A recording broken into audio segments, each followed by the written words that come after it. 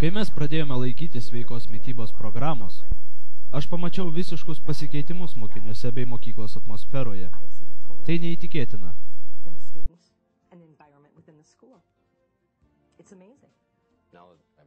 Dabar darbas čia man tapo mielu, atmosfera visiškai kita. Mokiniai tapo ramus, jų elgesys pasikeitė į gerą.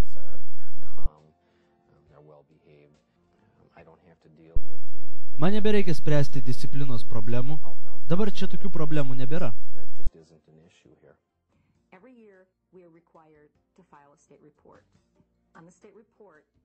Kasmet iš mūsų reikalaujama valstybei pateikti ataskaitą, kur būtų įtraukiama informacija apie išmestus ar pašalintus iš mokyklos mokinius, vartojančius narkotikus, atvejus, kai pas mokinius rastas ginklas ar jie įvykdė savižudybę. Nuo tada, kai pradėjome šią programą, šalia kiekvieno atvejo buvo nuliai. Tai puikiai ataskaita. Didžiausia problema šiuo metu mokykloje tapo parkavimasis automobilių stovėjimo aikštelėje. Klasėje nebejaučiamas žlugdymas, nebejaučiami tie blogo elgesio sukeliami sunkumai, su kuriais man tekdavo susidurti prieš 4 metus. Prieš tai, kai pradėjome šią maisto programą. Dabar aš kreipiu dėmesį į tai, ką man sako žmonės ir nesijaudinu dėl to, ką man jiems teks pasakyti. Sveiko maisto įtaka. Sveikas maistas turi didesnę įtaką, nei mes galėjome tikėtis. Jis mums padėjo susitvarkyti su vaikais. Mes nustebę, kad jis padarė įtaką jų akademiniam mokymuisi.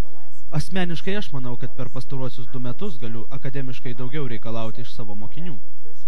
Dauguma tėvų teigia, kad tokia mityba tikrai veikia. Sveiko maisto kaina. Tai pirmoji karta, kuri gali nepergyventi savo tėvų kartos dėl savo mitybos bei sporto stokos. Sveikas maistas negali kainuoti mokyklai per daug. Aš išsiaiškinau, jog viena vertė atperka kitą vertę. Nebeliko vandalizmo atveju, šiukšlinimo, nebėra sustiprintos apsaugos poreikio. Savo biudžetą sumažinome 5 milijonais. Mes suskirstėme vaikus į 35 grupės ir nei vienas jų nepasijuto blogai. Jie suprato, jog sveikas gyvenimo būdas yra svarbus. Aš tikiu, jog greitai kiekviena mokykla laikysis tokios mitybos programos, nes tai iš tikrųjų viską keičia. Mūsų svarbiausia visuomenės dalis yra vaikai.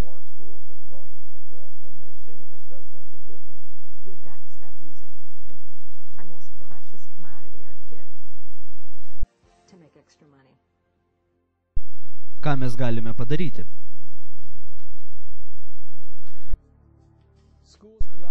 Jungtinėje karalystėje mokyklose jau seniai uždraustas genetiškai modifikuotas maistas, taip pat ir kai kuriuose Europos miestuose. Italijoje yra reikalaujama, kad mokyklose būtų patiekiamas organinis maistas, taip pat kaip ir daroma Kalifornijoje. Amerikoje vis daugiau mokyklų atsisako nesveiko maisto, gazuotų gėrimų ir saldainių. Metas juos išstumti iš mitybos. Yra 4 pagrindiniai genetiškai modifikuoti javai – soja, kukurūzai, medvilnė, naudojama aliejui, bei rapsai. Visi 4 javai yra naudojami aliejaus gamybai. Soja ir kukurūzai turi daug atžalų, todėl jų galima rasti daugumoje apdorotų produktų, kuriuos valgome. Taigi dažnai vengdami modifikuoto maisto mes galime lengvai išvengti ir apdoroto maisto. Abiejų galima vengti tuo pačiu metu. Taigi tai taip pat liečia ir havajietišką papają, cukiniją, moliūgą ir quest tabaką. Tai vieninteliai modifikuoti augalai, kurie yra paversti pelno šaltiniu. Pomidorai, bulvės ir kitos daržovės buvo išstumtos iš rinkos. Karvių, kurios buvo maitinamos hormonais, produkcija taip pat laikoma genetiškai modifikuota. Taip pat yra priedai, enzimai ir bakterijos, kurie buvo sukurti iš genetiškai modifikuotos bakterijos, grybelio. Dažnai jie nepažymimi etiketėje.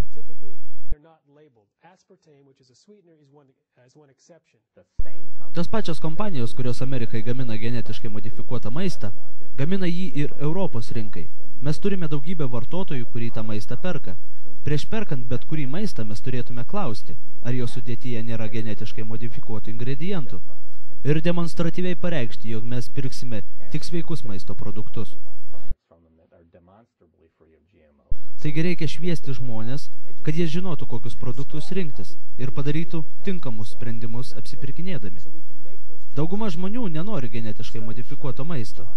Taip pat įdomu, jog tyrimai rodo, kad kuo labiau išsilavinęs žmogus ir turi sukaupęs daugiau žinių, tuo dažniau atsisako genetiškai modifikuoto maisto.